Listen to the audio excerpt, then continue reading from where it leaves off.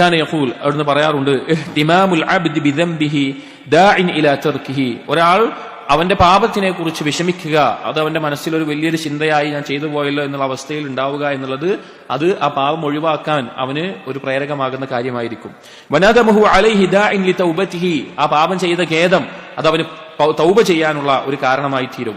വലാ യസാലുൽ അബ്ദു യഹ്തമു ബിദ്ദംബി ഹത്താ യകൂന ലഹു അൻഫഅ മിൻ ബഅദി ഹസനാതിഹി. ഒരാൾ ചെയ്തു പോയ പാപത്തെ കുറിച്ചിട്ടുള്ള ദുഃഖം അവന്റെ ഹൃദയത്തിൽ ഉണ്ടാവുക എന്നുള്ളത് അവൻ ചില നന്മകൾ ചെയ്യുന്നതിനേക്കാൾ അവന് ഉപകാരമായിട്ടുള്ള ഒരു കാര്യമായി തീരും അത് എന്ന് പറയാണ്. ഇത് അറിയപ്പെട്ടൊരു കാര്യമാണ്. അതായത് ചില സലഫുകൾ പറയാറുണ്ട്, ചില ആളുകൾ അവർ ചെയ്ത സൽക്കർമ്മങ്ങൾ കൊണ്ട് നരകത്തിൽ കിടക്കും, ചില ആളുകൾ അവർ ചെയ്ത പാപങ്ങൾ കൊണ്ട് സ്വർഗത്തിലും കിടക്കും. എങ്ങനെയാന്ന് വെച്ച് കഴിഞ്ഞാൽ സൽക്കർമ്മം ചെയ്യും, പക്ഷെ അതിന്റെ മേലെ അങ്ങനെയൊക്കെ ചെയ്യുന്ന ആളാണ് എന്നുള്ള ഉജ്ബ് കയറിയിട്ട് ആ അമല് തകർന്നു പോയി ആ ഉജ്ബ് കാരണത്താൽ നരകത്തിൽ കിടക്കുന്ന അവസ്ഥ. എന്നാൽ ചില ആളുകൾ ചില പാപങ്ങൾ ചെയ്തു പോകും, പക്ഷെ അതിന്റെ മേലെ വലിയ ഖേദം ദുഃഖമുണ്ടായി അതിനെ മായ്ച്ചു കളയാൻ സൽക്കർമ്മങ്ങൾ ചെയ്ത് മുന്നേറി ആ പാപം തന്നെ അവൻ എന്തായിട്ട് മാറും, അവന് ഒരു നന്മയായിട്ട് മാറുന്ന ഉണ്ടാകും.